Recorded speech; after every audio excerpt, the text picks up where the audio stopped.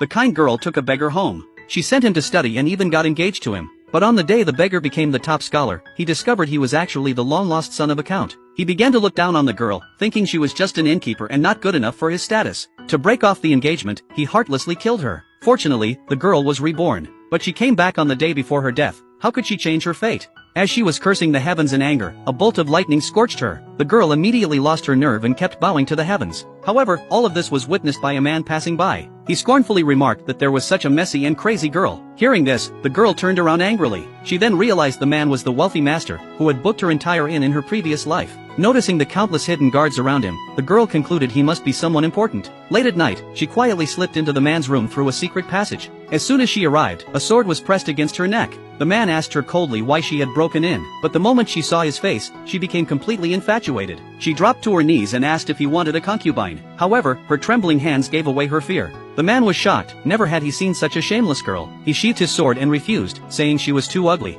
Enraged, the girl stood up to argue, but then she caught her reflection in the mirror and realized how dirty she looked. The girl begged to work as his maid, promising to do anything. But the man grew impatient and tried to send her away. Seeing this, the girl immediately confessed that her fiancé wanted to kill her. She said if he could save her, she would give him all her money, even herself. The man interrupted her, claiming he could keep her alive, but she must help him with one task. It turned out the man was looking for an account book, which was under the prince's pillow. The prince was extremely suspicious and didn't allow ordinary people to enter his bedroom, but the man believed the girl wasn't ordinary. Seeing her confused look, the man began to praise her, calling her sweet and lovely. More importantly, she was the person the prince liked most. The girl was completely carried away by the praise. The next day, she dressed up and attended the prince's birthday banquet. The prince was delighted to see her, but the girl pretended to be angry that he had invited so many other girls. Hearing this, the prince stopped her and said he could take her to his bedroom, where no one would disturb them. When he handed over a drink, the girl immediately realized there must be something in it. But to finish the task, she had to take a small sip to ease the prince's doubts. However, the girl underestimated the drink and soon felt a burning sensation.